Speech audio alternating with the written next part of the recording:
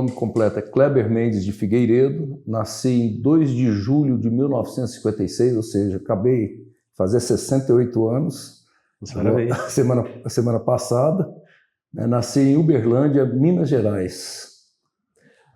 O Kleber é com K? Com K. Da onde que saiu esse nome?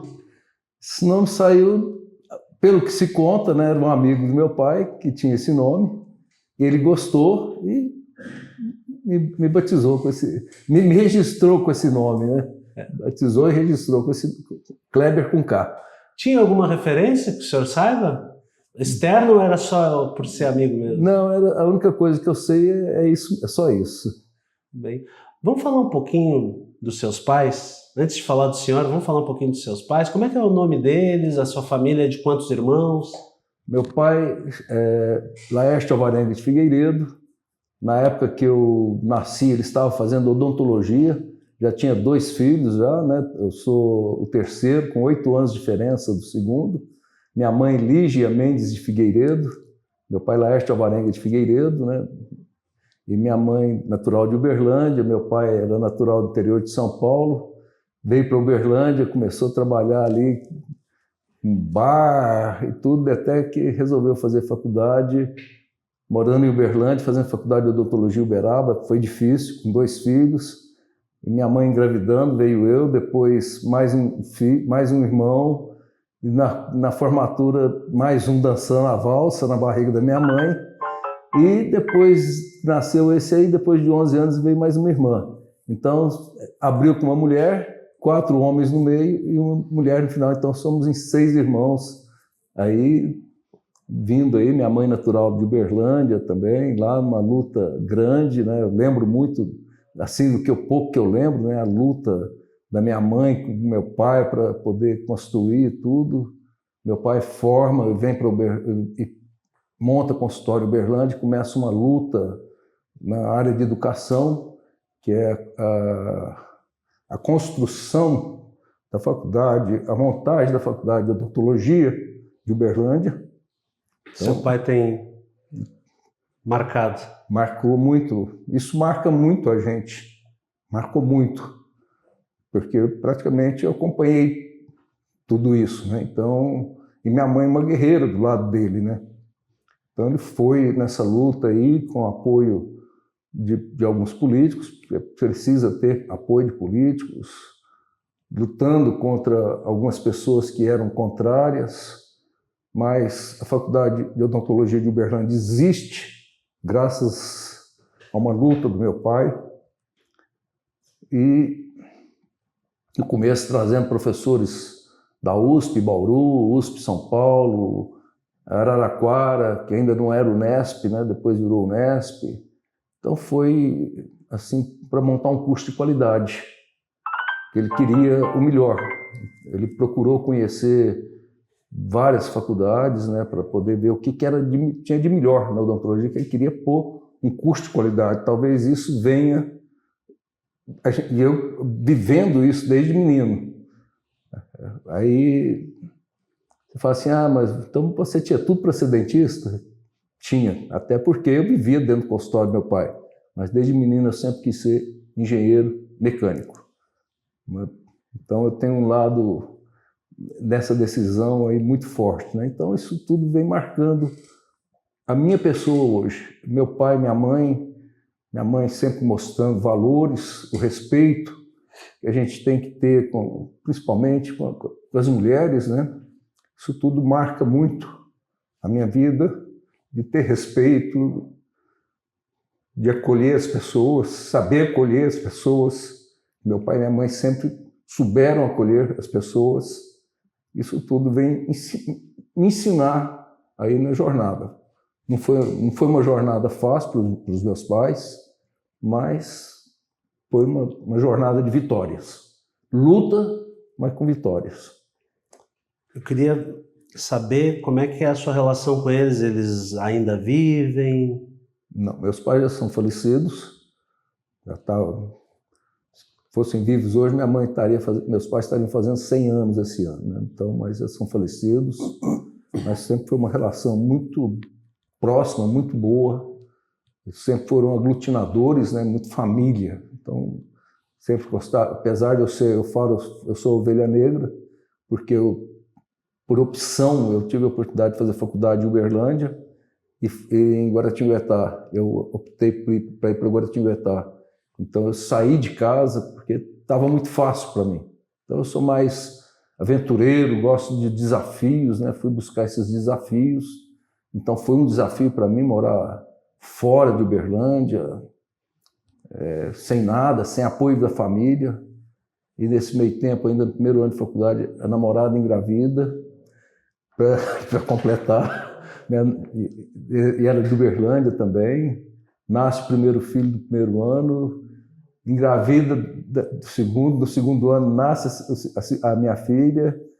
Então, só depois, em 1976, eu comecei a faculdade em 75, em 77, que nós passamos a morar junto em Guaratinguetá. Mas numa luta, minha mulher era uma guerreira. Como é que é o nome dela? Zélia Ribeiro Figueiredo. Uma guerreira que, se a gente conseguimos vencer e estamos juntos até hoje, aí, mais de 50 anos, né? É porque é uma guerreira que está do meu lado e a gente conseguiu ir em frente aí. As mudanças que a gente vai sofrendo na vida, vai mudando aí, decisões que nós vamos tomando na vida. Então, eu fui para Guaratinguetá fazer faculdade, fiz engenharia mecânica lá. E aí eu fiz, inclusive, aí, durante a faculdade, fiz estágio em obra e fiz o sonho de todo engenheiro mecânico, né? Fiz estágio na Embraer. Então, avião, coisa maravilhosa. Mas não era aquilo que eu queria. Eu gosto de avião, mas não era o trabalho que eu queria. Eu tinha feito estágio em obra, que era um negócio que eu falei assim, eu quero trabalhar com obra. Porque era um negócio diferente, que aprendia. E consegui um emprego numa empreiteira, e trabalhar em Paranaguá, na construção de módulos para as plataformas submarinas, na época. Dali, levando a família, foram uma obra de 2 anos.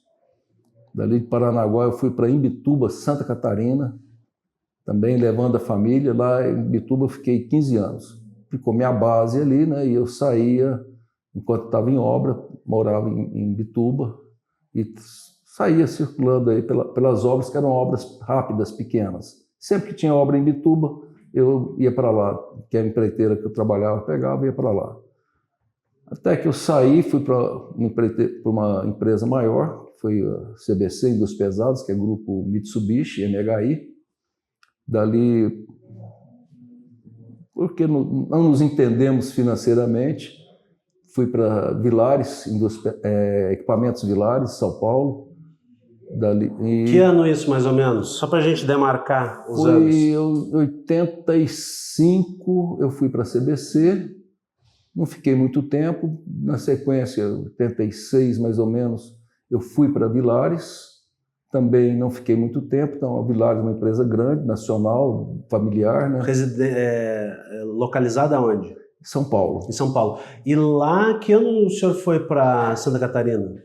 Santa Catarina eu já tinha ido em 82. Final de 82, começo de 83, eu fui para Santa Catarina. Ficou 15 anos lá. Em 1981 e 82 eu morei em Paranaguá, Paraná. Depois eu fiquei 15 anos, aproximadamente 15 anos lá, né, trabalhando, ainda um pouco trabalhando na empreiteira, trabalhei com a Vilares. Nesse meio tempo aí que eu estava na Vilares, também não chegou a ficar muito tempo. Abri um concurso, lá tinha uma empresa que era do grupo Petrofert, Petrobras. Abri o concurso, prestei o concurso, passei. Até fui chamado de doido, de louco, porque eu tinha um cargo alto, tinha posição, cargo alto, e fui trocar tudo isso por cargo mais baixo, salário mais baixo, metade do salário, me chamaram de doido, de louco. Mas eu tinha um propósito que era estar com meus filhos, querer acompanhar meus filhos. Então, isso para mim era o que tinha de mais importante. Não era o dinheiro, não era o cargo, não sou apegado, não preciso. Eu preciso da minha família, eu quero a minha família, porque foi o valor que os meus pais me deram, família. A família, a gente põe ali no ponto, eu queria viver meus filhos. E foi importante, porque é uma cidade onde muita coisa corre, que é uma cidade portuária. Então aí você tem cidade pequena, portuária, mas você vê muita coisa de droga, prostituição. E isso foi importante eu viver os meus filhos, porque eu era pai e ao mesmo tempo estava de olho, amigo ali para a gente puxar no que fosse preciso. E os amigos frequentavam minha casa, os filhos dos meus amigos também a gente tinha uma ligação forte, aqueles pais que eram mais próximos, a gente tinha uma ligação muito forte também. Então ali eu fiquei, depois que eu fui em 86 mais ou menos, é isso, eu sou muito ruim de guardar a data. 81, 82 foi para Paranaguá. 82 foi para Paranaguá. Aí ficou um tempo lá. Em dezembro de 82 eu fui para Imbituba, Santa Catarina. Imbituba. Ali foi começar uma obra ali, foi uma obra de quase um ano, então eu já levei a família. Depois aí eu saí, voltei para outras obras ali, nesse período. E ali depois foi em 80 e... Aí eu, morando em Imbituba ainda, eu fui para a CBC, fiquei pouco tempo, depois fui para Vilares, ficando pouco tempo. Como eu trabalhava com obra, viajando, eu não tinha necessidade de residir no local da empresa. Então eu podia, minha família estar no local, porque eu estava viajando, não fazia sentido estar mudando aí por períodos que a gente não sabia quanto tempo ia ficar, e isso poderia mexer com da educação dos filhos também, né? Então, e relativamente perto, né? Mais ou menos. A gente sempre dá um jeito de... Porque a CBC ficava em Varginha, Minas Gerais, e São Paulo, a Vilares, São Paulo. E aí depois eu vou morar em Imbituba, né, que a Indústria Carboquímica Catarinense, ICC, que era em Imbituba, Grupo Petrofértil. Eu passo um concurso e vou para lá. Aí sim, morando com os filhos ali, morando na minha casa. Ali foram 9 anos e meio até o fechamento da empresa. Terminando, a empresa fechou, meus filhos já estavam se preparando para a universidade na época. Aí meu filho vem para Uberlândia, presta vestibular aqui, minha filha presta em Florianópolis, passa para Química, depois aí eu venho para Uberlândia, como eu fechou a empresa, eu vim para Uberlândia, ela pediu transferência para cá, para Uberlândia também, veio fazer Química aqui em Uberlândia, e meu filho passa no concurso um vestibular para odontologia. Então, meu pai, o que meu pai plantou, eu tenho um irmão que é dentista, tem 2 irmãos dentistas, sendo que um formado em Uberlândia, aí tem meu filho formado em Uberlândia, tenho sobrinhos formados em Uberlândia.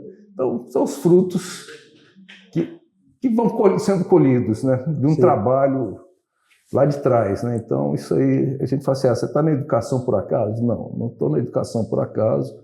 Tanto que em 81, 82, eu não lembro exatamente o ano, estava tendo concurso para professor em Uberlândia, lá na Engenharia Mecânica. Meu pai chega, me fala, você quer vir para cá? Tal. Eu falei assim, não é hora, porque eu tinha uma visão que eu tinha que primeiro pegar a experiência prática, porque eu tinha vivido dentro da universidade, eu tive professores que eram totalmente acadêmicos e tive professores que trabalhavam em indústria e davam aula para nós. E aquilo para mim era um espelho. Eu acho que eu tinha que primeiro pegar toda essa prática. Uma das coisas que dá uma visão muito grande para a gente é a área que eu fui, que foi mexer com montagem industrial. E depois eu fui para manutenção industrial. Então isso dá uma visão muito ampla, e a gente é obrigado a trabalhar com vários aspectos da engenharia mecânica. Tem que ter uma visão muito ampla, né? Então, eu falei... Aí, nessa vinda, né, nesse fechamento da empresa, eu vim para Uberlândia, ainda trabalhei um tempo lá na Granja Resende, na fábrica de ração e recepção de grãos, hoje Sadia, né? Depois saí, e aí foi a hora que, conversando com os filhos, pai, por que não faz um mestrado, doutorado? Que idade o senhor tinha? estava 42 anos. Porque essa é uma virada decisiva para o senhor chegar aqui na UFG, né? Justamente, foi a virada que eu tive na minha vida. Eu sempre fui um camaleão, vamos dizer assim, dentro da minha vida, dentro da minha profissão, dentro das decisões que foram tomadas, né? Então, sair de casa, você fala assim, pô, você está todo conforto, que minha conversa com meu pai foi, como é que nós ficamos? Você que sabe. Eu falei assim, aqui eu tenho casa, comida, roupa lavada e carro, se eu precisar eu vou embora. Ou seja, eu vou buscar, eu preciso crescer, né? Então, nessa aí eu vim para Uberlândia, meus filhos, conversando com os filhos, eles já perto de formarem na graduação, fui enfrentar o mestrado lá em Uberlândia. Então fiz o mestrado em Uberlândia, engenharia mecânica, meus filhos terminaram a faculdade e eu fazendo mestrado.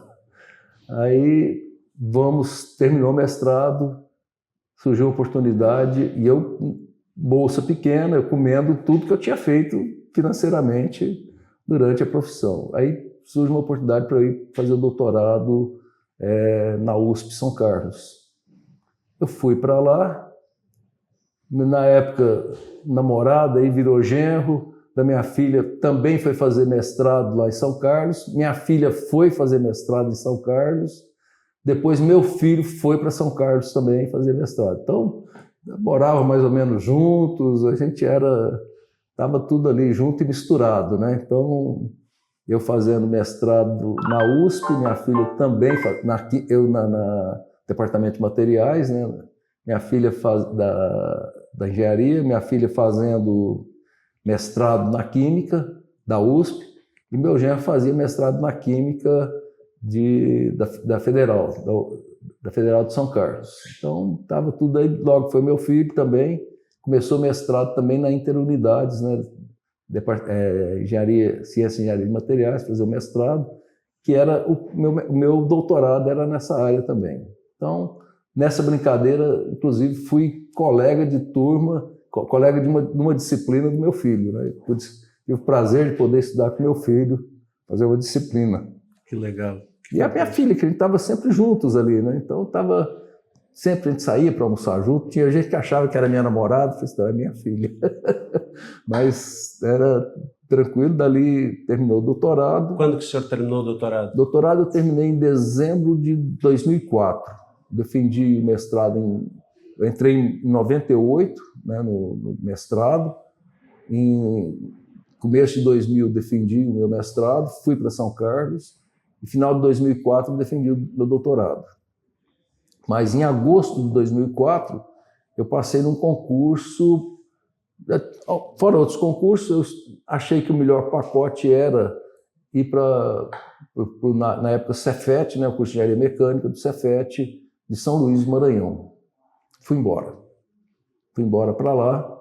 Meu genro já estava aqui na UFG, minha filha já tinha vindo para Goiânia também, e meu filho fazendo mestrado, terminando mestrado, doutorado lá em São Carlos. Seu genro, como é que é o nome dele? É Marlon.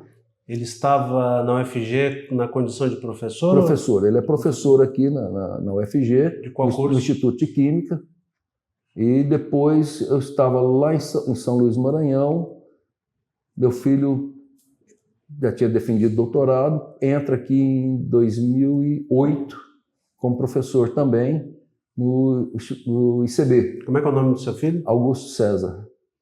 Então, e aí em 2009 abriu o concurso aqui em 2008, né, para professor, tinha área de dinâmica e tinha na área de materiais e usinagem e metrologia.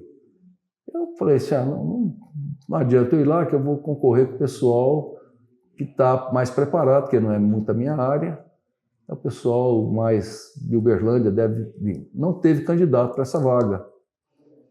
E o professor Márcio Avelar entra na vaga de dinâmica e assume no início do curso, o curso de engenharia mecânica da UFG, né, foi criado na época aí por um sonho do professor Edivar de ter um curso que o estado de Goiás só tinha um curso de engenharia mecânica, que era da UniRV, curso que era meio que particular, é um convênio, né, município. Então, ele tinha o sonho de ter um curso, e Goiás precisava realmente, a gente vê essa necessidade hoje, aí nos nossos egressos, nossos alunos, né, necessidade que o curso, que o Estado de Goiás tinha de ter um curso de engenharia mecânica. Então, foi um sonho do professor Edivar, e a unidade que precisava acolher, e na época o professor Reinaldo, diretor aí da Escola de Engenharia Elétrica e Computação na época, ele assume a responsabilidade, leva para o conselho diretor, o conselho diretor assume o curso de Engenharia Mecânica. Então nós passamos a fazer parte da Escola de Engenharia Elétrica e Computação, que agora está comemorando 60 anos, né? Então a gente entra já numa escola tradicional. E aí começa a primeira turma em 2009, o curso de Engenharia Mecânica. O professor Márcio Avelar assumindo, né, a coordenação, e o PPC que estava sendo montado por professores da Engenharia Civil, professores da Engenharia Elétrica, da Engenharia de Computação, o professor Márcio Avelar começa a capitanear esse curso.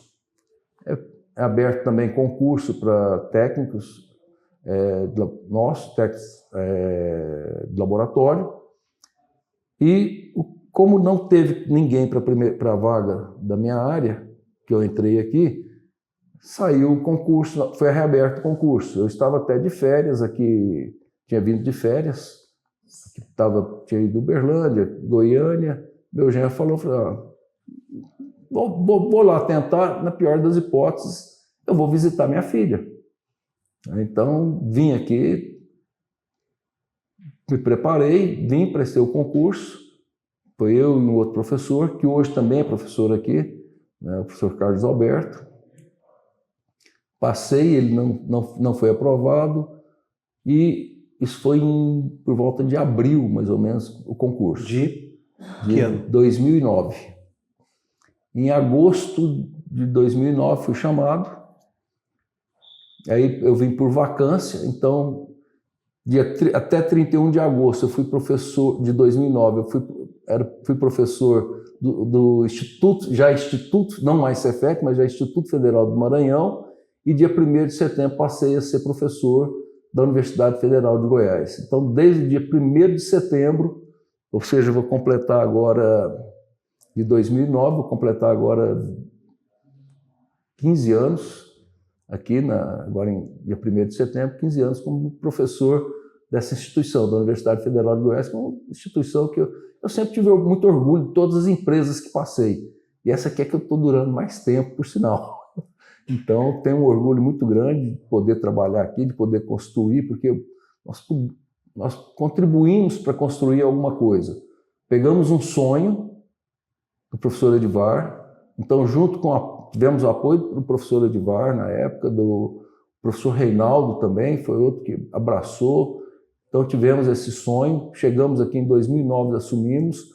Em novembro de 2009, o professor Márcio Avelar vai embora, vai para o Gama, para o UNB Gama, e eu assumo sozinho aqui o curso. Então, mexendo com o PPC e começar a preparar, dando aula, coordenação.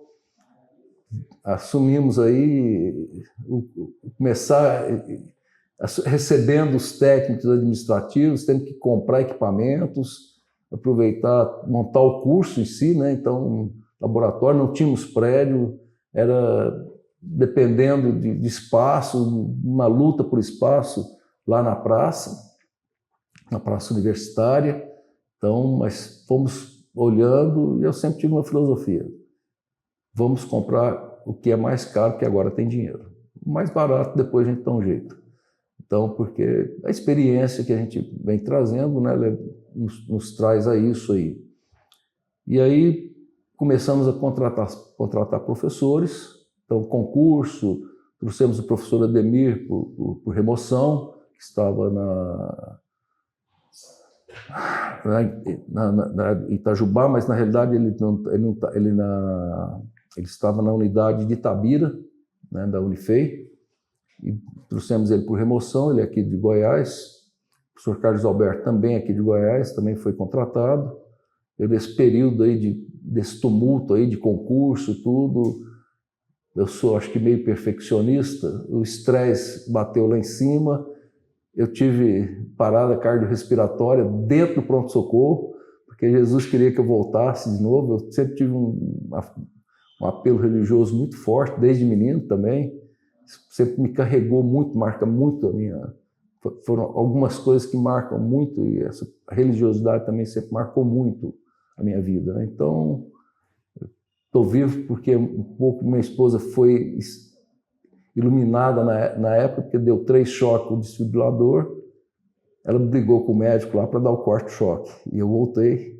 A gente volta um pouquinho mais, vamos dizer assim, mais doido, assim, faltando os parafusos, mas voltei mais ou menos normal.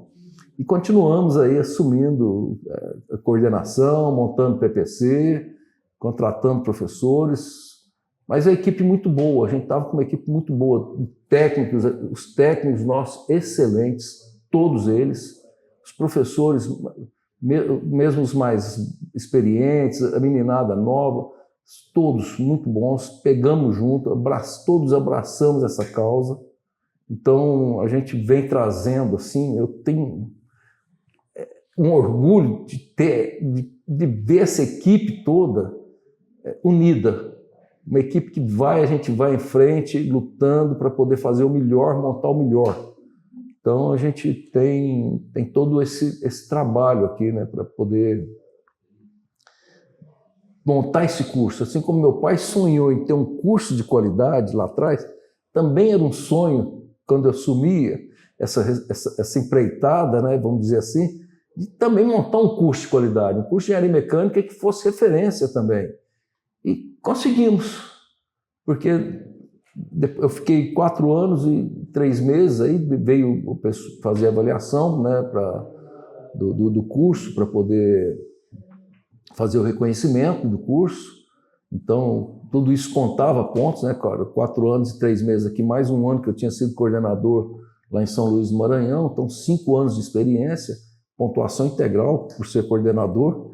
Isso aí a gente acaba dando um jeitinho de manter isso, né? Então ficamos esse período todo aqui à frente do curso, da coordenação, lutando aí, obtivemos uma nota 4, com todas as dificuldades, com toda a precariedade que nós tínhamos, mas aquilo já era um sinal de que o que a gente tinha comprado, os equipamentos que nós tínhamos, tudo que a gente tinha conseguido, a luta que a gente tinha conseguido, espaço lá na praça que a gente tinha conseguido, já estava dando frutos. Aí vieram ENADs, nós conseguimos 2 5 aí na sequência de ENAD, os meninos conseguiram, então quer dizer que nós estávamos no caminho certo, inclusive da formação dos nossos alunos, né? Então, isso tudo a gente enxerga isso como uma coleta de um trabalho coletivo, não só do nosso grupo aqui, mas com apoio da direção. Se nós não tivéssemos apoio da direção e da reitoria, nós não estaríamos nisso aqui. Então, tem um apoio tanto da reitoria quanto da direção da escola, que nos apoiou para a gente poder chegar a isso. Depois vieram novos coordenadores, aí, a meninada nova, né? A gente tendo uma filosofia, implantando uma filosofia de que sempre que possível, coordenadores novos, para que possam sentir como é que é as dificuldades, né? Então, praticamente a gente não tem repetido coordenadores, até hoje não repetimos coordenadores, todos têm passado. Nesse meio tempo, os meninos conseguiram trazer aí o programa de mestrado, então uns assumindo hoje coordenação de mestrado, e eu falo meninos porque são mais novos que meus filhos, né? Então tem que...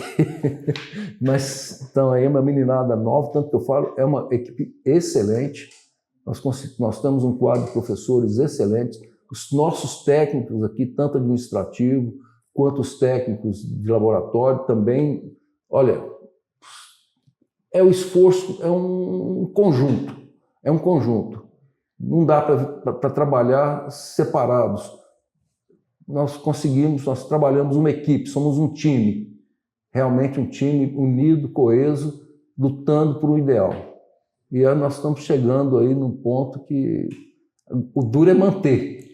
Chega lá no topo, o duro é manter as dificuldades financeiras que a gente tem, né, de conseguir dinheiro, mas os meninos aí com os projetos têm conseguido alguma coisa, a gente tem ganho projetos, os professores nossos da engenharia mecânica têm ganho projetos de pesquisa, projetos de extensão, então com isso vem trazendo alguns equipamentos, angariando alguns fundos aí para poder construir. Eu mesmo tenho mexido com alguns projetos aí, sou da área de solda, né, materiais, tenho feito alguns trabalhos, mas mais na área de TCC, orientando alguns alunos também na área de manutenção, aí, trazendo a experiência, a bagagem que eu tive aí no passado, né? Então a gente traz para dentro aqui da faculdade, mostrando aí um caminho para eles seguirem, né? E estamos tentando. Eu tenho uma filosofia que ainda vou trazer dinheiro da indústria do alumínio para cá também. Estou trabalhando para isso, estou batalhando isso aí com projetos de pesquisa. Só que trabalhar com alumínio, ninguém quer trabalhar porque é difícil. Então, para conseguir aluno para trabalhar é complicado. Mas nós estamos aí conseguindo, aí vamos ainda chegar lá na indústria do alumínio e trazer dinheiro deles aqui para dentro também. Se a gente pudesse colocar em números, o que a gente tem aproximado de professores e técnicos no curso de Engenharia Mecânica? Nós temos hoje aqui 2 técnicos administrativos que dão apoio tanto para graduação quanto para pós-graduação. Técnicos de laboratório nós temos, deixa eu fazer uma conta aqui, acho que são 6. 1, 2, 3, 4, 5, 6. São 6 técnicos administrativos e professores hoje nós somos, se não me engano, 14 professores. 1, 2, 3, 4, 5, 6. 14 professores. Que dão conta Todos doutores. Todos doutores. E estamos aí batalhando aí. É apertado, mas estamos levando aí tanto o programa de mestrado e a graduação. Eu queria que o senhor pudesse comentar sobre a questão da estrutura espacial, predial, né? Porque tem esse prédio novo, eu gostaria que o senhor comentasse a respeito dele, como é que foi, porque um prédio, antes dele ser construído, existe todo um trabalho, articulação, para que ele exista. A engenharia lá da Praça Universitária, que é de longa data, e esse novo prédio. O senhor poderia comentar a respeito dessa questão? Quando eu cheguei aqui, né, existia um projeto inicial de se fazer o prédio lá na praça. E a conversa era essa, e a gente conversando, inclusive na época o professor Reinaldo, diretor, falou, por que não construir lá no Samambaia, haja vista que tem uma área para as engenharias.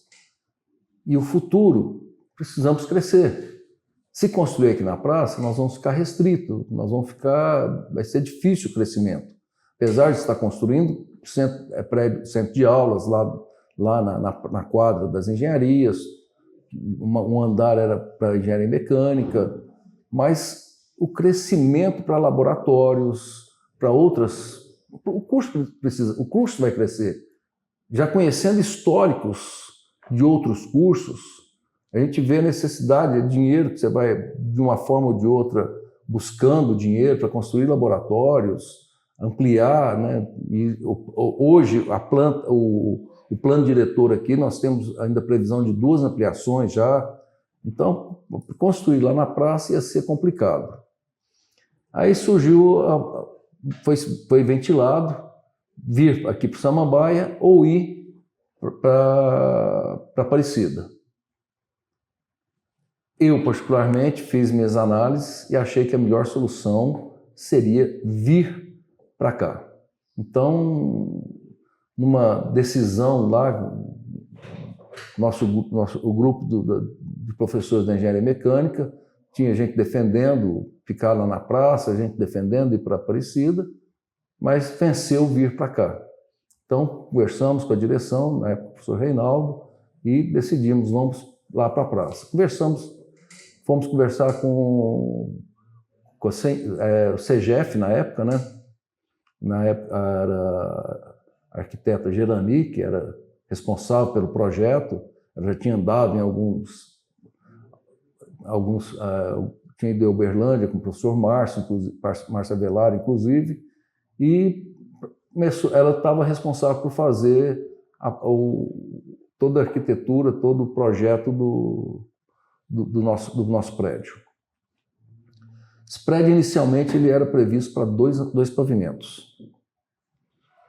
Aí tem um louco, eu não vou falar que sou eu, um doido, que fala assim, não, vamos construir 3, Janani, vamos construir 3 pavimentos.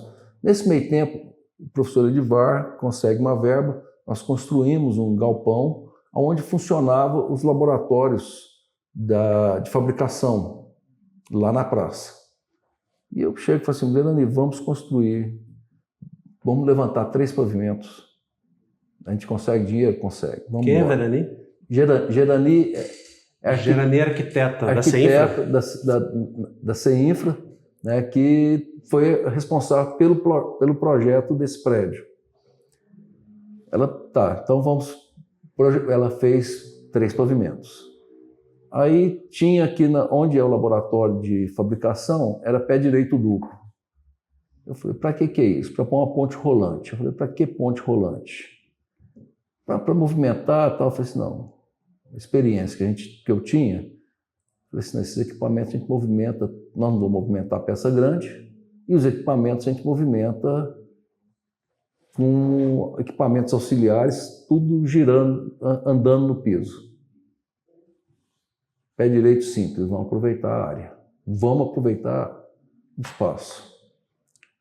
E assim surge esse projeto que está aqui, em 3 pavimentos, já está pequeno, já estamos precisando de espaço para laboratórios. Nós temos hoje um túnel de vento que fica no corredor, lá no térreo.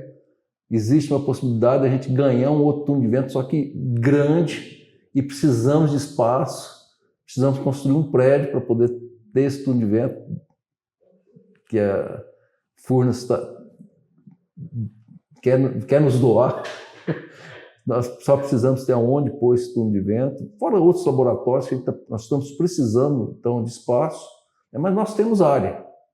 Dentro da minha visão, eu, como um sonhador, né, de olhar o que precisa para crescer, nós temos área. Sonhador e executor.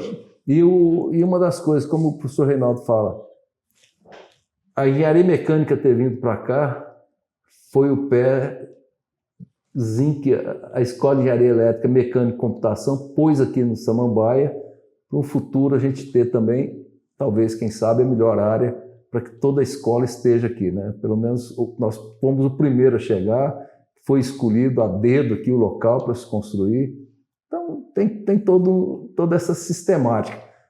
Teve que, depois, como nós tínhamos uma máquina de ensaio de tração, que essa precisava realmente de um pé direito duplo, porque a máquina é alta, tudo, aí foi construído uma ampliação no fundo do prédio para poder pôr essa máquina de tração. Então foi a única coisa que teve que ser feito, o aditivo que teve que ser feito aqui, que não estava previsto inicialmente, que a gente ainda não tinha previsto essa máquina de ensaio de tração. Mas, bem aí, hoje nós estamos com esse prédio. E agora a construção desse prédio foi demorada. Por que foi demorada? Passaram 3 empreiteiras. A primeira empreiteira que ganhou, como o sistema não permite você olhar a saúde financeira, então a documentação estava em dia. A empresa já foi cantada, a empresa não vai dar conta, porque ela não vai ter capital. Porque a parte de serviço é aquela, você vai trabalhar um mês para fazer a medição, você só vai receber, começar a receber pelo menos 90 dias depois que você começou, às vezes 180 dias depois. Então você tem que ter um capital de giro, e a empreiteira não tinha esse capital. Aí veio uma outra, também começou, não terminou, até que chegou a terceira, conseguiu terminar o prédio. Tem alguns problemas, normal, mas foi assim uma luta que nós chegamos aqui em Goiânia em 2009, e já estava em projeto, tudo. Nós só conseguimos mudar para cá final de 2019. Então foi mais de 10 anos de 10 anos todo o processo para chegar no que nós estamos hoje. E muitas pessoas contribuindo. Muitas. E uma luta aí de todos, né? Nosso pessoal aqui trabalhando, nosso corpo aqui de professores e servidores, vamos dizer assim, né? Porque somos todos servidores, né? Independente de ser professor, de ser técnico. Nós somos, aí muda alguma coisa, mas nós somos todos aí servidores, e a luta para conseguir montar a coisa. E todos abraçando a causa, sem exceção, não teve nenhum que não abraçou a causa.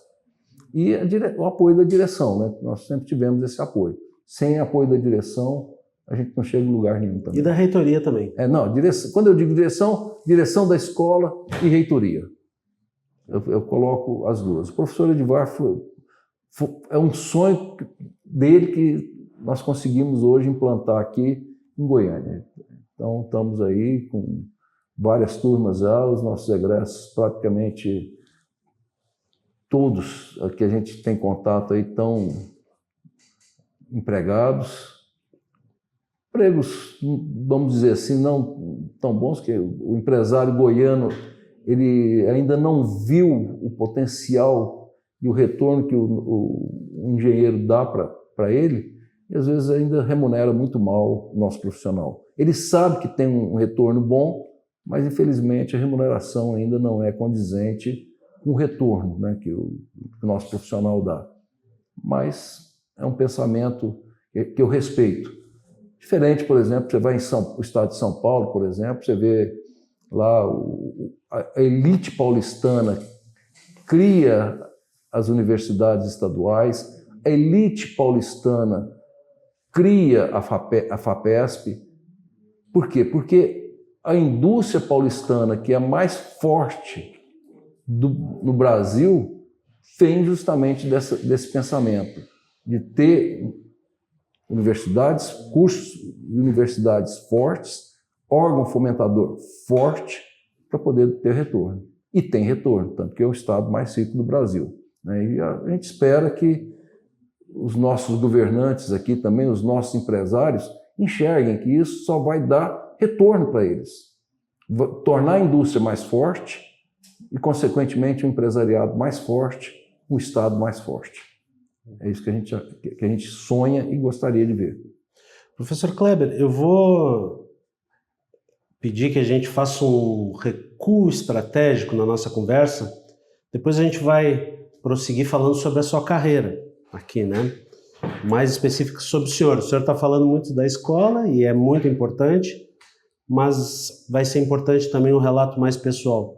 Se a gente puder fazer esse recuo, então, eu queria fazer aquela pergunta que a gente combinou em off, de qual a primeira imagem que o senhor tem do senhor criança? A imagem que eu tenho é basicamente assim, eu ter esse lado meu religioso, que eu tenho muito forte, eu ajudando de coroinha, e outra é dentro de casa, eu mesmo não estando na escola, já os livros que meu pai sempre fez questão de ter, de comprar e de fazer a gente, então eu já lia livros de história, eu lembro Chapeuzinho Vermelho, essas coisas e tal, olhando o livro mesmo sem saber ler direito, mas aprender a manusear um livro, a ter educação, porque o meu pai e minha mãe sempre deram isso pra gente, educação, a maior herança é educação. Nós não vamos deixar herança para vocês, vamos deixar educação. E graças a Deus, todos nós tivemos educação, nos formamos.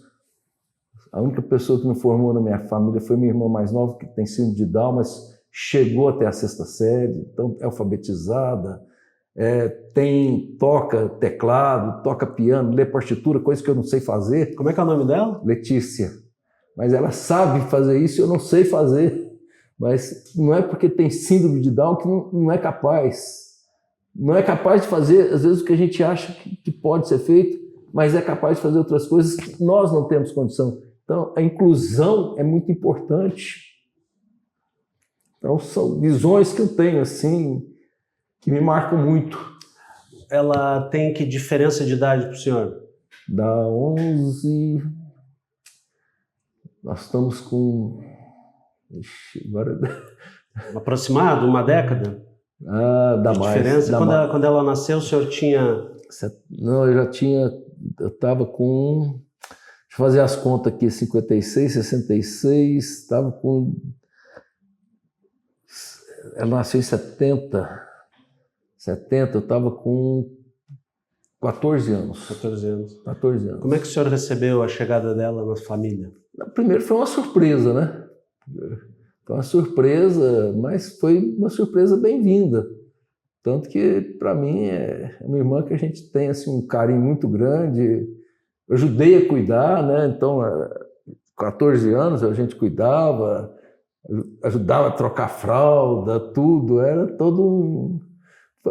movimentou toda a família, né? Então, aí foi diagnosticado com síndrome de Down, mas tentou, na época, tem um tratamento, não sei o quê, tinha meu tio médico em São Paulo, então vai lá, a solução não era essa. Aí pôs na PAI, ela foi frequentar a PAI, foi aprender, foi alfabetizada na PAI. A gente muda muito a cabeça com tudo isso, né? Então, depois foi para a escola convencional, né, tradicional, e cursou até a 6ª série. Aí não conseguia ir para frente por causa da matemática, mas é politiqueira, gosta de conversar. O WhatsApp hoje é ferramenta dela, gosta de conversar de política, está no WhatsApp, manda mensagem, então sabe ler, sabe escrever, tudo, e tem toda essa conversadeira mesmo. Hoje está aí, né, a gente já superando as expectativas de vida todas, né, que a gente tem, aí a gente vai levando aí, vivendo. Ela hoje mora com uma sobrinha minha, ela foi morar, com a morte da minha mãe, foi morar com a minha irmã mais velha faleceu também, e aí ela mora com a minha sobrinha, que também tem uma filha com síndrome de Down. Então fica... Mas é tudo... A gente vai sempre naquela, sabendo que Deus dá força para a gente carregar e mostra o melhor caminho. Moram no interior de São Paulo. Eu queria, se a gente pudesse lembrar da sua casa, o senhor está falando dos livros, 2 locais, a sua casa, criança, lendo livro, e a situação de ser coroinha. Eu queria que o senhor pudesse lembrar como é que era a sua casa, primeiro, a casa. Como é que era a sua casa? O senhor falou do livro do Chapeuzinho Vermelho. Que cor era a sua casa? Até os 8 anos eu vivi numa casa que era em frente a uma igreja. Você atravessava uma rua estreita, tanto que eu fui concebido e nasci nessa casa em frente à igreja Nossa Senhora das Dores, né, na rua Dom Barreto, lá em Uberlândia, no fundinho. Vivi até os 8 anos. Era uma casa do meu avô materno. E nesse meio tempo meu pai formou, ele começou com a minha mãe, começaram a construir uma casa, que depois nós fomos para essa casa, que só foi vendida depois da morte da minha mãe. Mas essa casa era, até os 8 anos, era a casa da memória, das primeiras memórias afetivas. Foi o início de tudo, né? Então ali foi onde tinha todo esse livro Chapeuzinho Vermelho, aí, todas essas histórias eram ali nessa casa, né? Uma casa relativamente pequena, com uma família de 5 filhos, né? Então a gente vivia ali meio que apertado, um dormindo no sofá-cama, mas era bom. Tinha um quintal grande, com árvores frutíferas. O que tinha de fruta lá? Tinha laranja, tinha fruta do conde, limão. Então a gente... no fundo, fazia fundo com a casa de um outro tio. E tinha os primos da mesma idade. Aí, menino, como não vale nada, abrimos um buraco no muro para passar de uma casa para outra. Então, a gente estava sempre juntos ali. Era um portal. Um portal, é. E eu, na época, era pequeno, ficava em casa mais ou menos no meio do quarteirão. Eu andava meio quarteirão, mais um quarteirão, na esquina do meu avô tinha um armazém. Então eu ia sempre para o armazém do meu avô. Então eu estava sempre lá no armazém do meu avô, pegando bolachas. Só que eu sempre fui muito atentado, né? Eu gostava da bolacha de palitinho de chocolate, que ficava no alto, a bolacha vinha nas latas, né? Eu empurrava a escada, subia na escada para pegar essas bolachas. Um dia passa minha tia e fala assim, menina, essa não pode, é muito cara. Aí chega meu avô e fala assim, não, deixa o menino. Avô é avô, né? Então, eu muito do atentado, né? E na frente do armazém do meu avô era rodoviária de Uberlândia, né? Hoje é biblioteca lá, mas era rodoviária. Então, eu vivia numa região movimentada da cidade. Tinha uma praça também, né? De vez em quando ia lá para essa praça. Via meu irmão mais velho fazer papagaio, pipa, né? Agora é pipa, na época papagaio. Fui aprendendo, olhando também. Quando nós mudamos para outra casa, fazia meus papagaios, comecei meu empreendedorismo, né? Que eu fazia, a coisa ficava bom, o pessoal queria comprar, vendia. Então fazia lá meus grudes, minhas varetas, e era perfeccionista, queria a coisa fazendo assim na ponta da faca, o balanço, tudo. E a leitura, né? Sempre incentivo da educação. Meu pai sempre teve comprar enciclopédias para a gente poder, porque na época eram enciclopédias, né? Que a gente tinha que trabalhar, não existia internet, a gente tinha que ler, tinha que buscar, tinha que ir para a biblioteca, então trabalho de escola, ir para a biblioteca, estudar, trabalhar, reunir o grupo dentro da biblioteca. Então a gente tinha toda essa movimentação, né? Então, e o lado religioso também, né? De estar ali, eu gostava de estar ajudando ali. Não foi muito tempo que eu fiquei como coroinha, mas foi um tempo que me marcou muito também.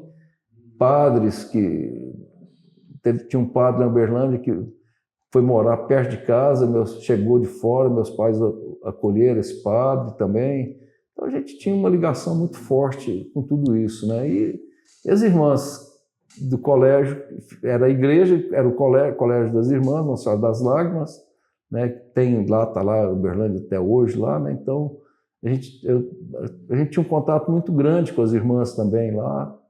Tudo isso ajudava muito esse lado religioso, né? Então, o que fazia o Kleber Coroinha, que o senhor tem de lembrança? E que idade era, mais ou menos? Eu sei que era bem pequeno. Era 6 anos, 7 anos mais ou menos. Eu lembro de estar lá ajudando, era aquelas missas ainda mais antigas, né, em latim.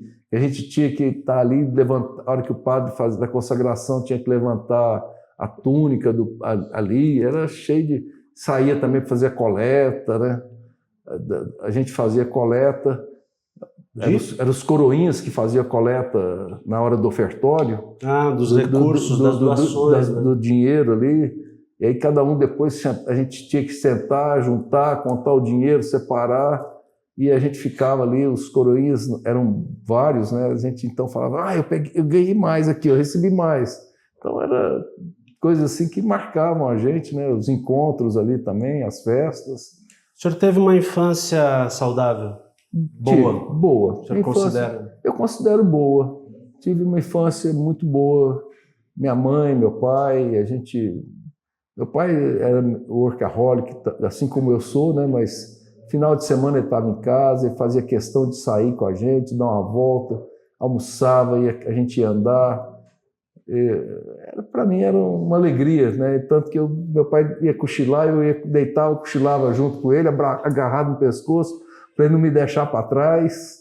Mas era assim, a gente saía muito, andava muito, ia para casa do meu avô, terminava a missa no domingo, reunia todo mundo na casa do meu avô materno, que a minha avó paterna é do interior de São Paulo, Patrocínio Paulista. Então, de vez em quando tinha feriado, essas coisas, a gente ia para lá também, reunia lá os irmãos do meu pai, a família toda, família grande, né? Família do lado da minha mãe também, família grande. E era essa reunião de manhã. Ninguém almoçava na casa do meu avô. Não tinha almoço. Não, almoço era só meu avô, minha avó e as filhas solteiras, os filhos solteiros.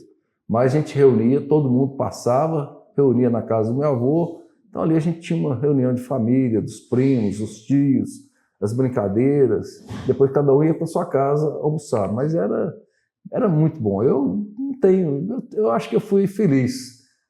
Eu de pouco eu faço muito. Então a gente consegue fazer a felicidade. Na realidade, a gente às vezes busca felicidade em coisas que estão tão distantes e a felicidade está do nosso lado, em coisas simples. A gente encontra essa felicidade. Depois mudamos para outra casa, uma casa maior, tudo, mas tinha uma praça que na realidade não era praça, era um terrenão grande. Ali a gente jogava bola, soltava papagaio, fazia as peripécias e as artes com bombinha, pondo bombinha debaixo de lata. Eu não fui santo, eu dei trabalho para minha mãe, muito trabalho. E futebol, né? Fazia as tarefas, chegava do colégio, fazendo as tarefas, terminava as tarefas, a gente já juntava o grupo lá, ia para essa praça, que era uma subida, e ali um terrão, e a gente ia jogar bola, brincar, jogar bolinha de gude, era uma folia. Você gosta de futebol? Gosto de brincar de futebol, só que eu não estou podendo mais, desde 2004, por causa do meu joelho, eu parei. Você jogava em que posição? Qualquer posição, mas eu sempre fui mais goleiro do que... Mas eu era goleiro ou back, né? O defensor ali, né? Defensor.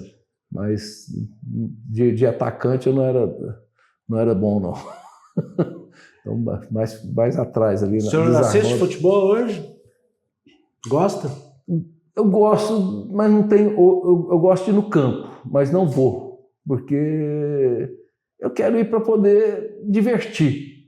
Não quero ir. E às vezes você vai no campo, é briga,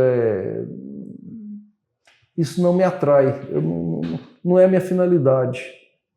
Então eu quero ir para espairecer. Então gosto de assistir às vezes na televisão, mas também não tenho paciência. O senhor tem time? Tenho. Primeiro time chama Uberlândia Esporte Clube. Eu estou vendo até uma latinha aqui, nós não vamos mostrar porque tem a ideia da Brahma. Ah, não, mas a gente esconde a Brahma aqui, ó, e mostra aqui, ó, Uberlândia Esporte Clube, ó. Tá aqui o Uberlândia Esporte Clube. Depois, em São Paulo, sou Corinthians, sofredor, né? No Rio, Botafogo. Antes de torcer para o Corinthians, eu já fui aprender a torcer para o Botafogo. Depois que eu fui aprender a torcer para o Corinthians. E aqui em Goiás eu tenho aí eu torço para todos, mas como é o time que eu já fui assistir jogo, porque meu genro me leva lá, meu genro é atleticano, e ele me leva já fui umas 2, 3 vezes comer amendoim torrado lá enquanto vê o jogo, mas é o time que eu tenho uma certa simpatia, porque é um time que a gente vê menos briga, né? Então, esse negócio de briga de torcida, para mim, não acaba me afastando, né? Apesar que meu tio faleceu também, morava aqui em Goiânia, era Goiás roxo, né? Então, mas a gente vive assim, eu vivo na paz. Mas meu time é o Uberlândia Esporte Clube, depois o Corinthians, o Botafogo aí, e torcendo pro Atlético Goianiense aí. Eu gostaria de ver todos os times de Goiás na Série A, mas a gente vê as dificuldades aí, administrações, tem uma série de fatores. Aí não só aqui, tá geral, isso aí para mim essas administrações estão acabando com o futebol, isso aí gera uma desilusão. E eu gosto muito também de Fórmula 1, né? Gosto de ver Fórmula 1, gosto de assistir, gosto de ver as evoluções, né? Porque engenharia mecânica está ali, né? Então a gente vê evoluções que acontece na pista, depois vem para a rua, né? Então isso tudo, e vem uma boa corrida, uma disputa ali, também eu gosto muito de Fórmula 1, sempre gostei também, gosto muito de carro, né? Gosto de carro, gosto de avião, é o que eu digo, gostar de carro, gostar de avião é uma coisa, gostar de trabalhar dentro de uma empresa que fabrica carro, que fabrica avião, é outra coisa. Eu sempre gosto muito de coisa movimentada. Hoje, como professor, eu fico mais de castigo, né? Mas eu sempre fui muito agitado. Então, tive que me moldar para poder, a partir do momento que eu me tornei professor, tive que me moldar em muita coisa, mudar muito meu pensamento.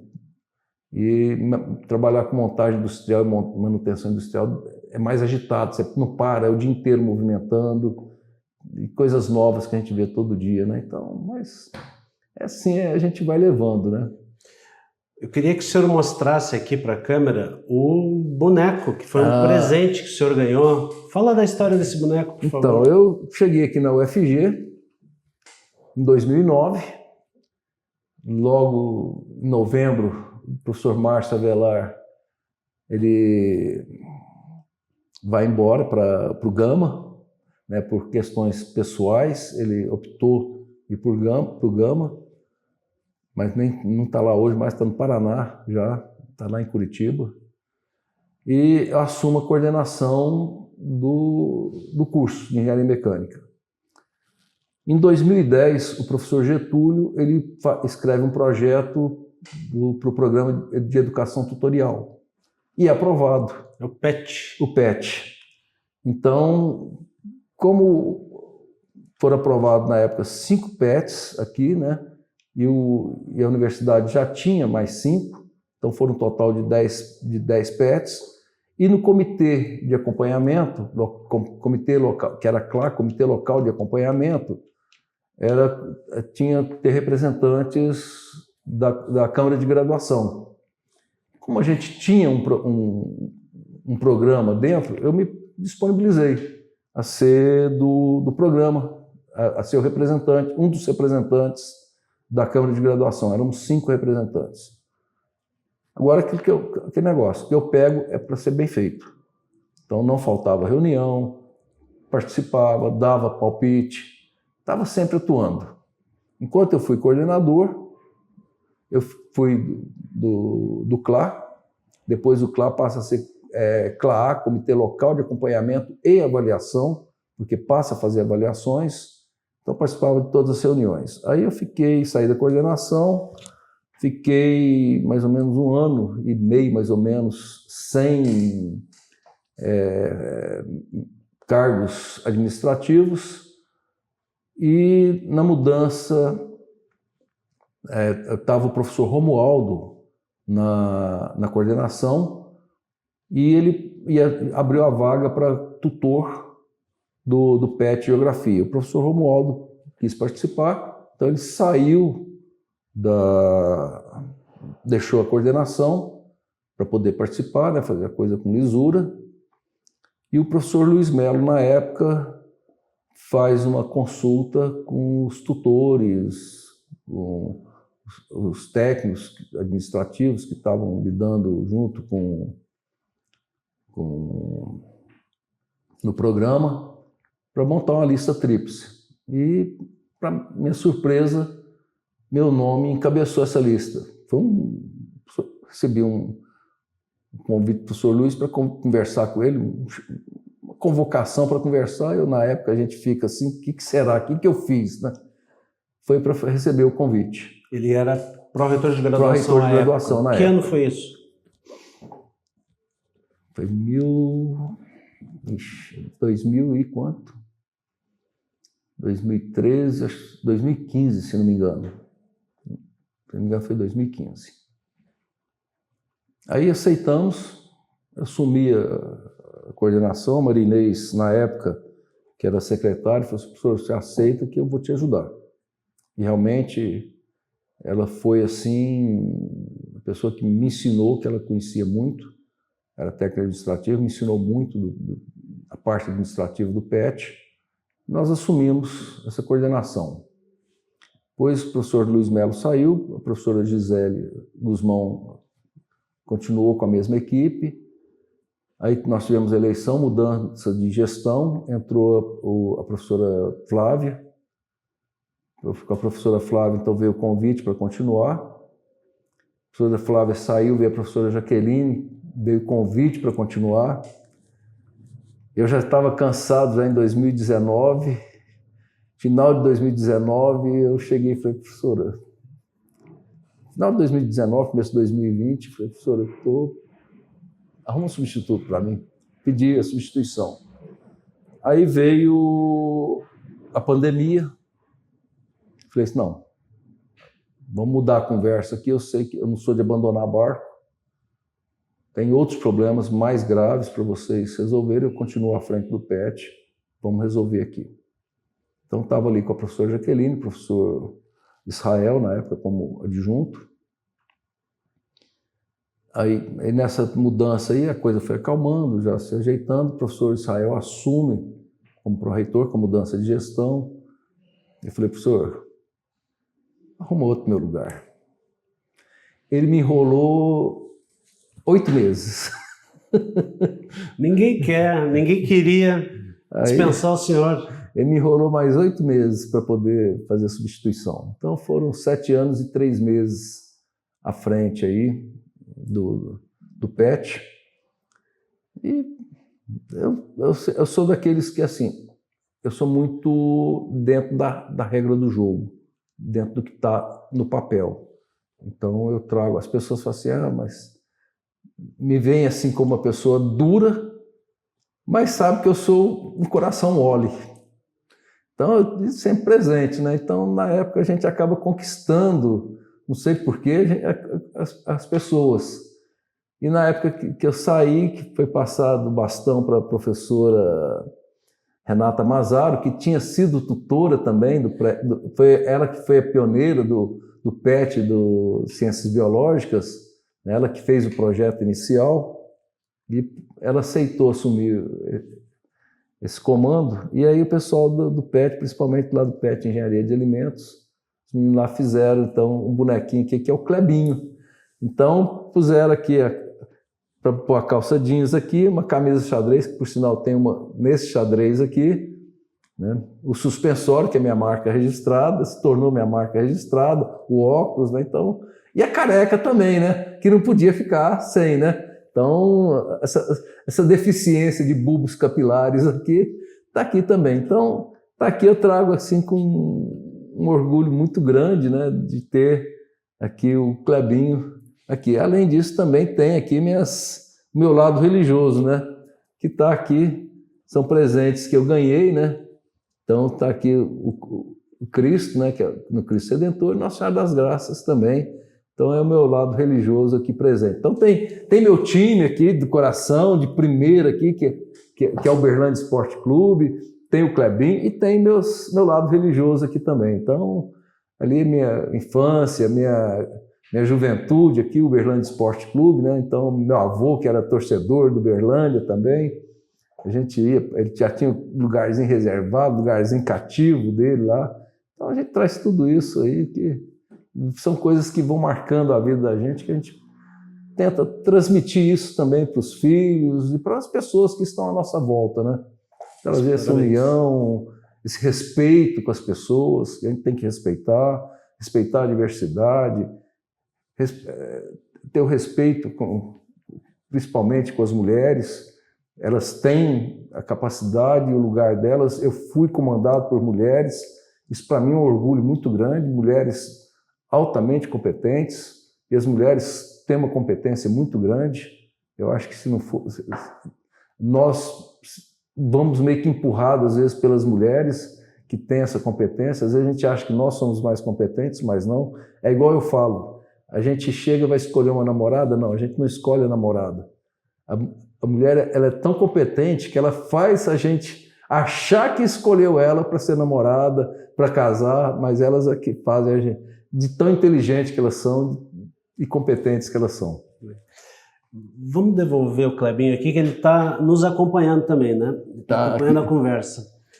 Eu queria comentar com o senhor pedir para o senhor desenvolver aí a sua percepção sobre a ciência e a religião, né? A sua formação, inclusive trabalhando na infância como coroinha, tendo a religiosidade muito presente em toda a sua vida, e a academia, né? A ciência. Essas duas coisas podem dialogar, não podem dialogar? Como é que o senhor ajusta isso na sua cabeça? Podem e dialogam. Quer dizer, tem gente que acha que não dialoga, mas dialoga. Tanto que da onde surge a universidade? Dentro da igreja católica, surge a universidade. Então, a gente tem condição de conversar, dialogar. Às vezes a gente acha que não, é porque eu vim, não. Às vezes a gente recebe uma inspiração e não sabe de onde vem essa inspiração. Nós temos todo um universo paralelo ao nosso lado, à nossa volta, que a gente às vezes quando é materialista, a gente não enxerga isso. Mas é esse universo paralelo que está trazendo isso para a gente. Então a gente dialoga, a gente conversa, e eu vejo essa inspiração muito forte, eu sinto isso muito forte, principalmente depois que eu tive minha parada cardiorrespiratória, eu sinto que o lado espiritual muito aflorado. Então eu tenho um trabalho dentro da igreja, inclusive de pregações, sou pregador dentro de um grupo de oração. Então eu não vejo nada que a religião e a ciência não andem juntos. Se a gente pegar a história, eu vejo que hoje as pessoas estão esquecendo muito a história, estão olhando muito o momento. Nós temos que olhar para a história. Não preciso olhar a data, eu sou muito ruim de data, mas eu gosto de pegar os acontecimentos, os fatos. E se a gente ver e analisar, houve brigas homéricas da igreja com a ciência no passado, mas que foram se entendendo e foram se acertando, entendendo que aquilo realmente tinha que separar. E a ciência dentro da religião muito forte. A gente vendo influências religiosas dentro de muita coisa da ciência e muita coisa da ciência também influindo na religião. As pessoas às vezes falam coisas que falam assim, não existe. Existe tudo isso. O jeito de tratar, o jeito de agir, o jeito de pensar, a gente olha muito, porque a gente olha muitas vezes do lado humanista, olha lá discussões que estão aflorando aí, que as pessoas misturam, na minha opinião, misturam muito as coisas e deturpam. Não é misturar, é deturpar as coisas, deturpar os fatos. Mas se nós pegarmos os fatos reais, desde o passado, e lá na história, e ver que a universidade, muitas pessoas hoje dentro da religião falam, não, que tem que acabar com a universidade, não tem que estudar. Não, se nós formos lá atrás, pegarmos a história lá do passado, nós vamos ver que a igreja, pelo menos a católica, ela sempre vem, cria universidade, cria educação, procura dar educação. Então, a hora que chegam as pessoas e falam que tem que acabar, estão esquecendo de olhar lá para trás a origem de tudo. E essa discussão que existe, isso no meu ponto de vista, é algo muito saudável, até do lado religioso. Não tanto científico quanto religioso. Até as negativas, que às vezes a igreja entra contrário, isso aí ajuda a mexer com a criatividade do pesquisador, porque ele vai buscar fundo, ele tem que provar, ele quer provar aquilo ali. Então, esses questionamentos é que levam ao crescimento. Se nós pegarmos hoje, eu fico preocupado com a geração que está vindo hoje, que às vezes não tem essa criatividade, de ter não aceita não aceita. Eu fico preocupado, o que pode acontecer? Então, a coisa está muito pronta, muito feita. Então, é um ou outro, são meninos mais novos que têm alguma mudança, que tiveram um preparo dentro de casa, que vem hoje para ser pesquisador, para estar nessa luta, buscando, discutindo. Não discutindo, falar assim, porque isso é pecado. Não. É discutir a coisa dentro de fatos concretos, do que realmente existe, qual o caminho seguir, qual que é o caminho que eu tenho que seguir. Então, eu às vezes vejo pessoas que estão rasgando a Bíblia, por exemplo, que se dizem religiosos, estão dentro da igreja, mas rasgam, meu ponto de vista. Então, a coisa tem que ter esse diálogo, tem que ter o debate, tem que ter os dois lados. E falar que a igreja é contra a educação, para mim é um grande erro, porque senão ela não teria criado as universidades, não teria vindo aí com colégios. Nós vamos ver aí quantos colégios vêm de dentro da igreja. Quantas pessoas passaram no passado, foram formadas e continuam sendo formadas dentro de colégios aí religiosos. Então, a gente tem que falar assim, porque é doutrinador. Qualquer colégio que você for é doutrinador. Para um lado ou para o outro, todos são doutrinadores.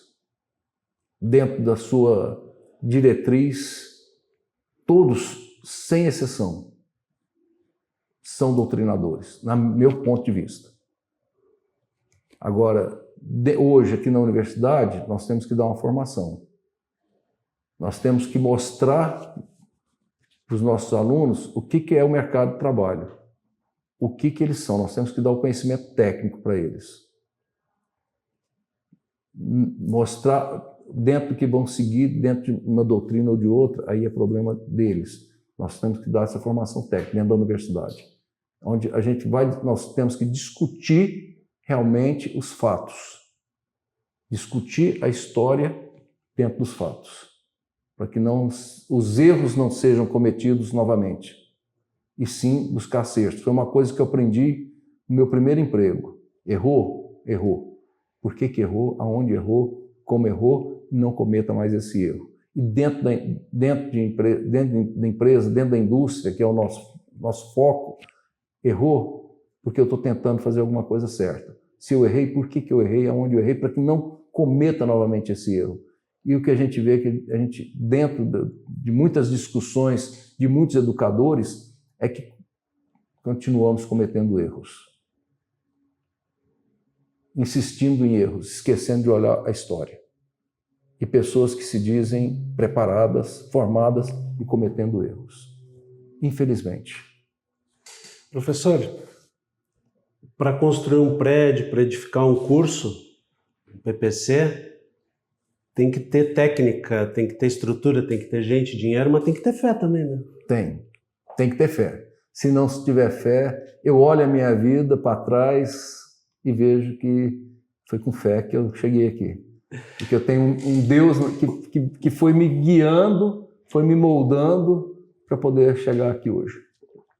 Vamos falar um pouquinho do atual estágio que o senhor está vivendo em termos de ensino e pesquisa. Tem alguma coisa em elaboração? Quais as disciplinas que o senhor dá aula?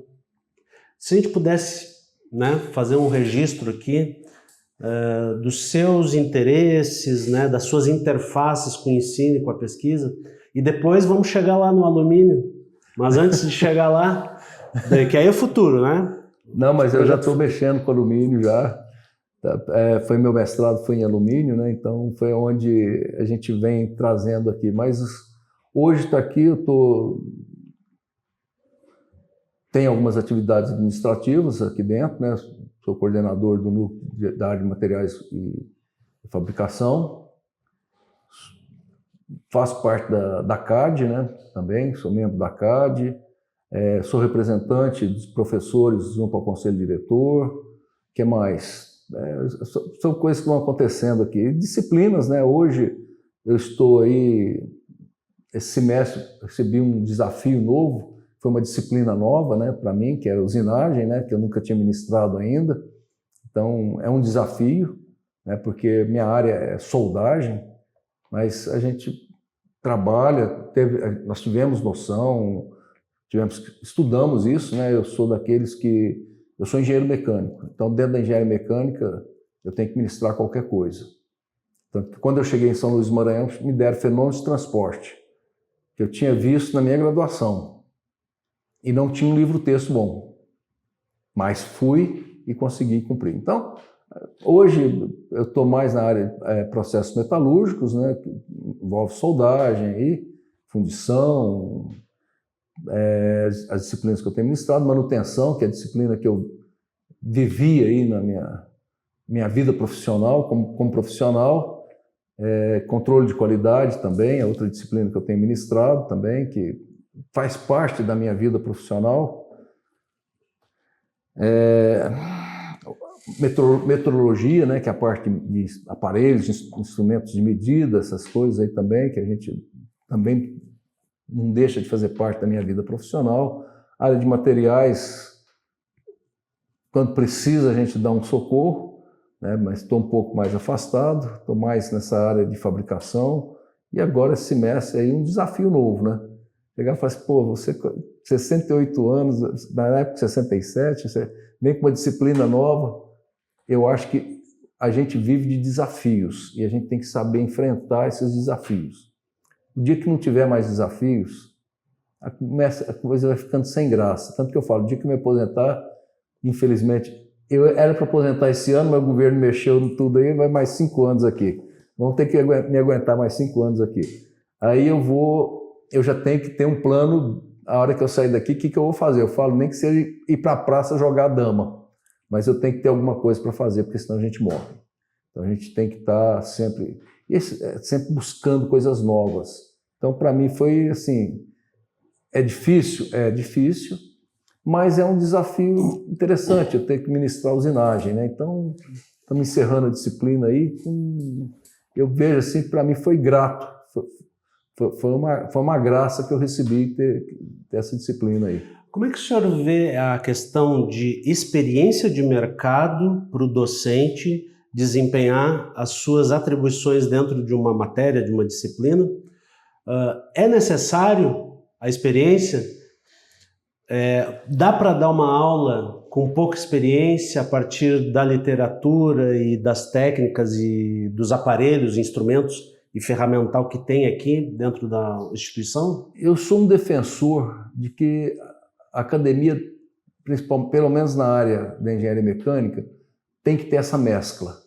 Você tem que ter professores com vida estritamente acadêmica e professores que tenham uma vida profissional que possam trazer experiência. Então tem disciplinas que você tendo uma experiência, você consegue conjugar a sua experiência externa com o que você está ministrando. Então eu, por exemplo, eu conto muita história, da minha vida profissional. Eu falo para os meninos que eu conto muita mentira para eles. Mas eu trago muito da minha vida profissional e ligando dentro das disciplinas que eu ministro, mostrando a experiência que eu trago.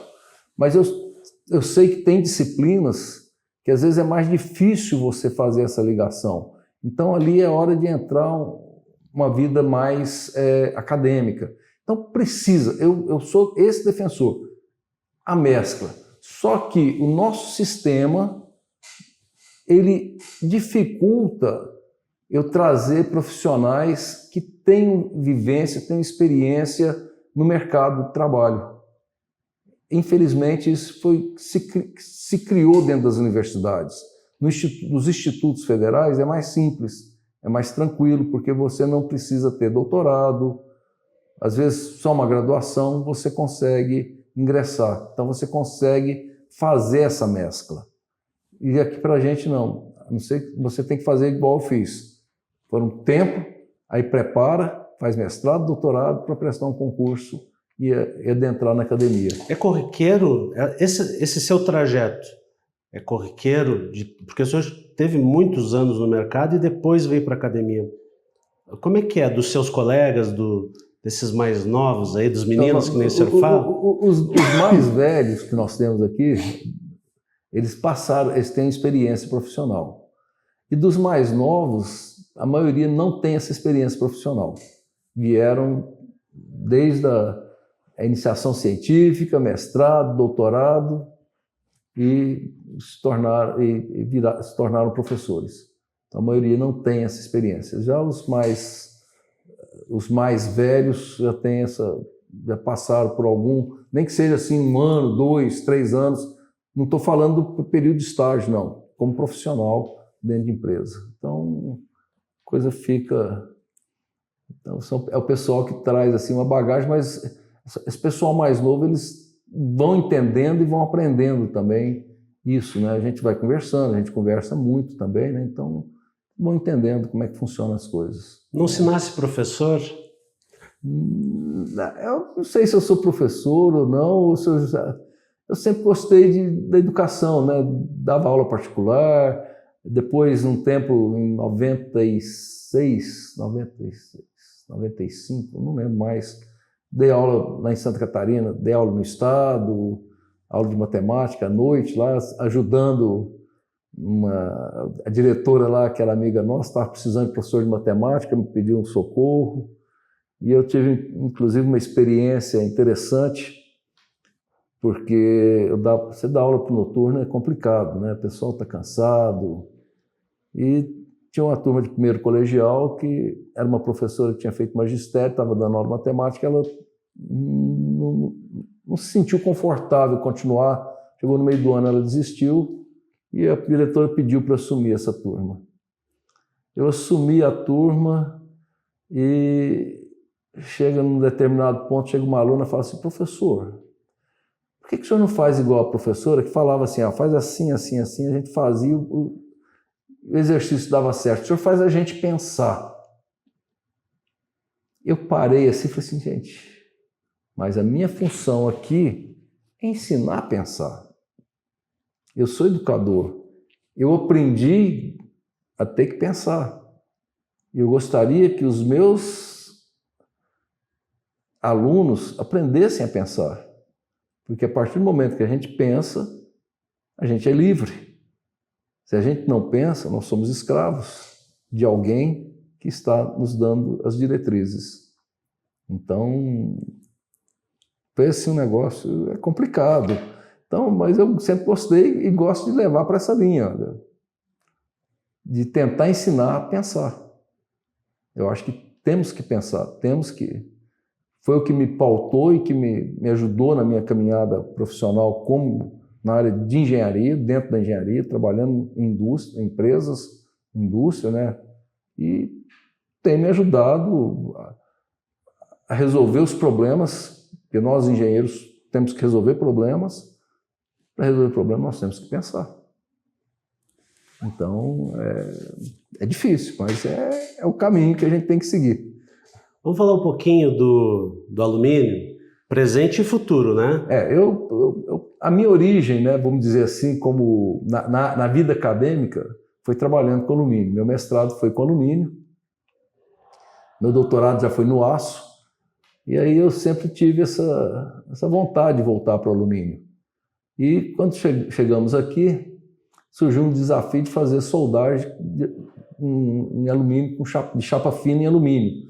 Só que o processo muito usual é o processo TIG, só que é um processo muito demorado para soldar, excelente qualidade, quase que não tem defeitos. E isso surgiu, porque vamos soldar e precisamos soldar com o processo MIG, né, que é o processo que eu tinha trabalhado no meu mestrado. E soldar chapa fina com alumínio é algo complicado, dá muito empenamento. Então nós estamos hoje aí numa batalha, a gente já vem com um trabalho aí, aqui, né, já fizemos um pré-trabalho, né, quando ainda estava lá na praça, um chapa fina, deu problema lá, tudo, mas já temos um passo agora para seguir em frente. Mas os alunos chegam e falam assim, pô, soldar alumínio é muito difícil. Claro, soldar aço é muito mais fácil, já é uma tradição. O alumínio é um processo relativamente novo, assim, quando a gente compara. E não tem nada a ver, porque quando a gente compara o aço com o alumínio, a gente vê propriedades térmicas, condutividade elétrica, tudo totalmente diferente. Condutividade térmica, muito diferente. Então, isso tudo implica em você trabalhar aí, buscar caminhos novos, né? E agora, esse ano, eu arrumei um que está disposto a trabalhar comigo e enfrentar esse desafio, né? Tanto que, e esse eu gostei, porque ele falou assim, pô, eu falei, não é fácil. Eu abri o jogo, falei assim, se fosse fácil, não precisava a gente estar fazendo pesquisa. Aluno de? Um aluno ele é do PET e veio me procurar para fazer uma iniciação científica também, dentro do PET. Então, ele dedica um período com a gente aqui, ele dedica um período fazendo pesquisa. Então, ele arruma um professor que vai fazer pesquisa. E veio conversar comigo. Falei assim, esse é dos meus. Não é doido igual eu, e vamos pegar o desafio e vamos embora, porque realmente, se fosse fácil, não precisava ter pesquisa. Então, a intenção é fazer pesquisa, fazer um trabalho bem feito. Os colegas da área de soldagem aqui também já estão mexendo com alumínio, estamos fazendo o que a gente chama de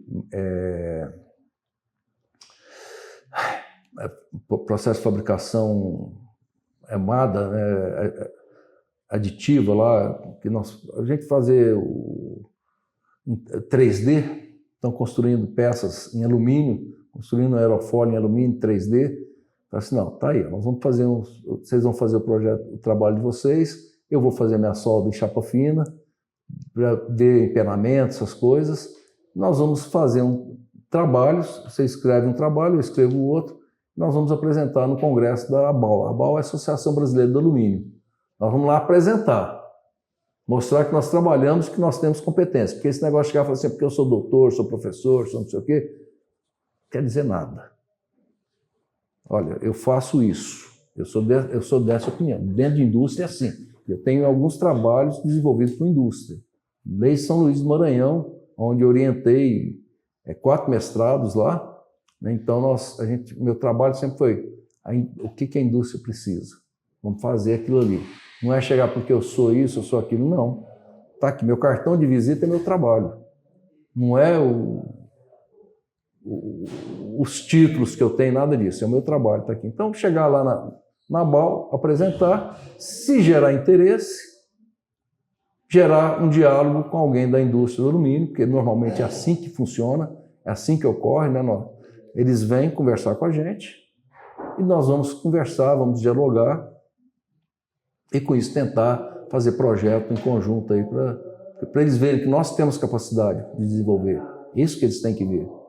Tanto que aqui nós temos, mudando um pouquinho do assunto, nós temos aqui alguns projetos de extensão, inclusive um está indo agora em agosto, que é o Fórmula, né, que é um tipo um kart, né? E os meninos vão participar já pela segunda vez agora. Fomos ano passado, eles estão indo agora. Né? Então eu falo, chega lá, vocês, está cheio de olheiro da indústria automobilística. E vão conversar, alguém vai chegar em vocês, vai conversar, vai perguntar do projeto. Se vocês trabalharem, vocês souberem conversar, pode ser para quem quer ir para a indústria automobilística, é um cartão de visita, é uma porta aberta. Aí nós temos outro projeto que é o Optimus, que é o do aeromodelo também, que já foram, aí deu uma parada aqui, e eles já sabem que vão lá, está cheio de gente da indústria aeronáutica. Então quem quer é um caminho. Participa desses projetos, vai participar lá, mostra que você... Mas não é para participar do grupo, só para participar do grupo. Tem que estar ali, não é para falar assim, eu sou do grupo, não. É participar, entender o que está fazendo, conhecer do assunto. Porque você vai num projeto desse, eles vão conversar com você, você vai ter que saber explicar. Se você souber conversar, mostrar conhecimento, é uma porta aberta para você ir para uma empresa da indústria aeronáutica aí de grande porte. Então, é esse caminho que a gente tenta ensinar para os meninos aí para poder ir e tentar crescer, né? Então, são projetos que a gente tem aí. Tá o Baja também, que é outro projeto, esse aí tá vindo mais devagar, né? Que também tanto o Fórmula quanto o Baja são promovidos pela SAE, que é a Sociedade Americana de Engenharia, né? Então, ele tem a nível nacional, depois vai para nível mundial também, né? Os primeiros colocados. A gente incentiva aí, estamos começando, não temos dinheiro, a dificuldade é grande, são projetos caros que exigem dinheiro, mas estamos indo e tem que ser desse jeito. A gente não pode perder ali, e é isso que ajuda a formar o profissional, inclusive. E hoje nós temos profissionais, por exemplo, dentro da Embraer. Então, falar, não, porque a Embraer, eu estou aqui em Goiás. Não, nós temos profissionais lá. Então, a gente vê que não é... Nós não estamos no caminho errado.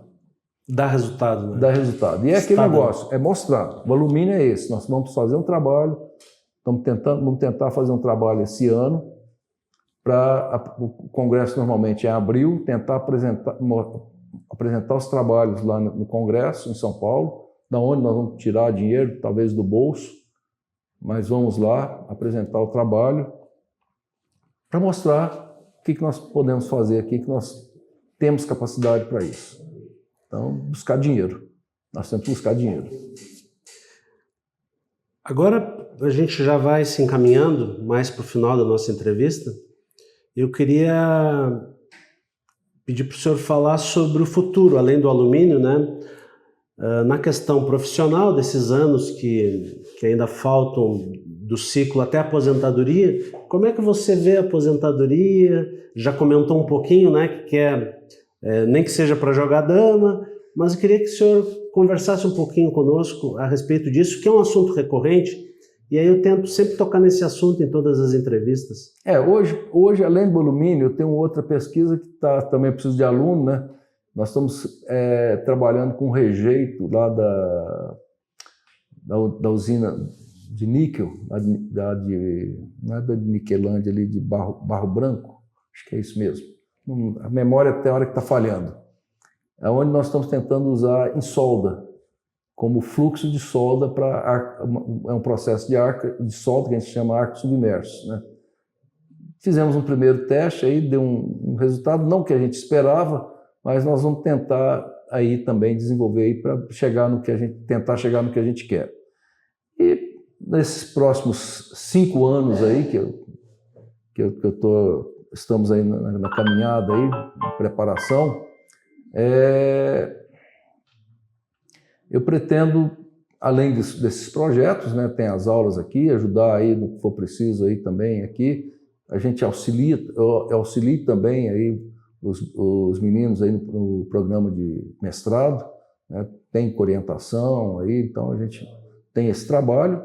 E a hora que me aposentar, aí, minha intenção é me dedicar mais a esse lado religioso, né? E, como eu falo para os meninos, de vez em quando vim aqui tomar um café e conversar fiado. Para serviço, só se eles tiverem alguma dúvida, precisar de alguma coisa, mas eu não quero, eu estou me preparando para, que eu vejo muitos professores falar, vou serviço voluntário. Não, existe vida além disso aqui. A gente tem que ter ciência, respeito cada um,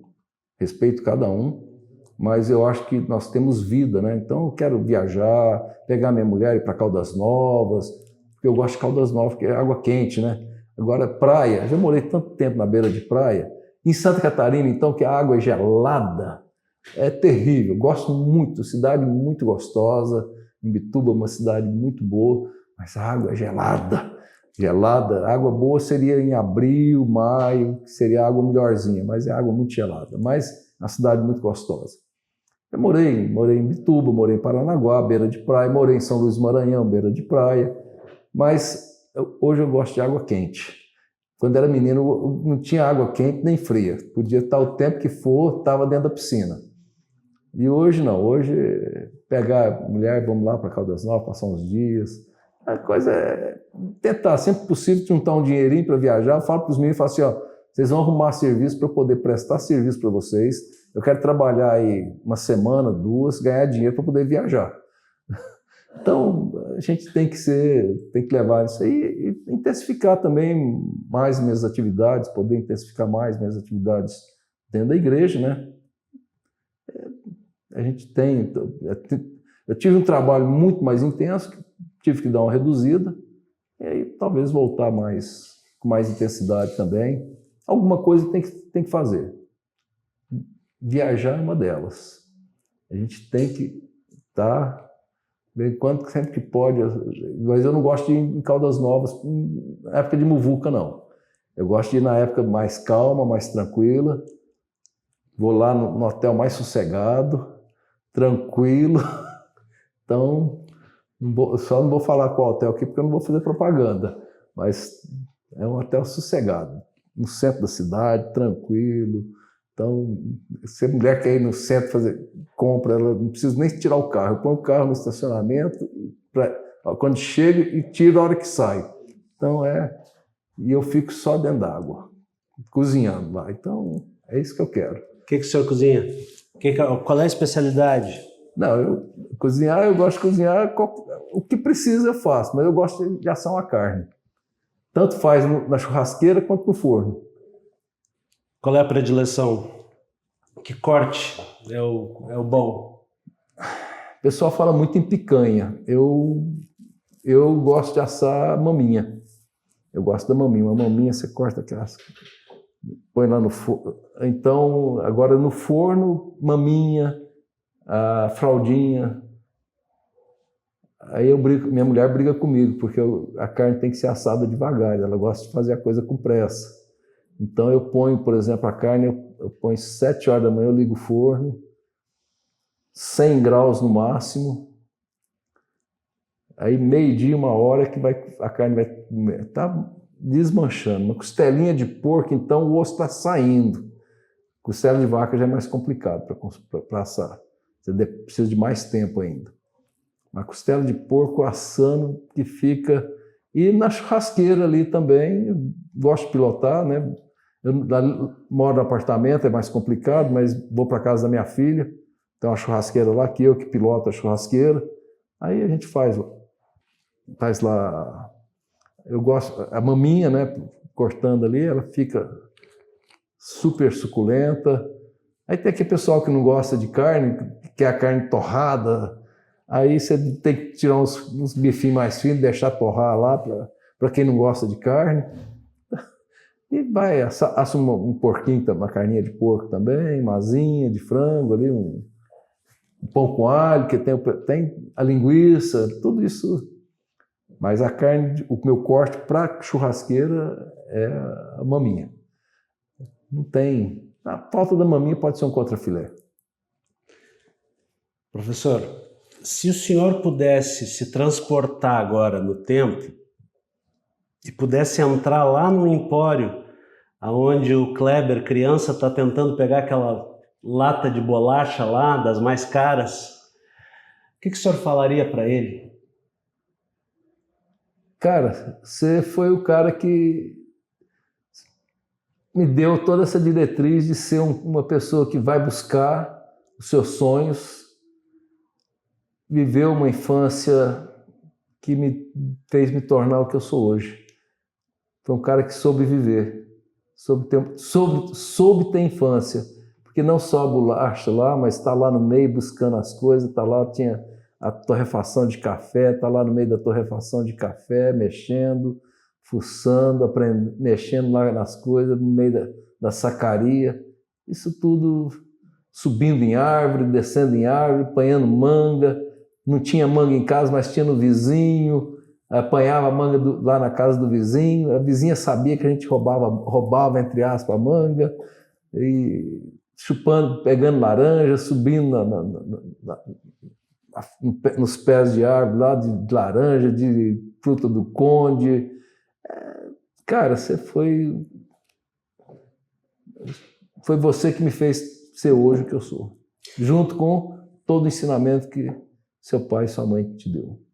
E qual a mensagem que tu, criança, enviaria para agora, para o Kleber hoje, para o futuro da vida?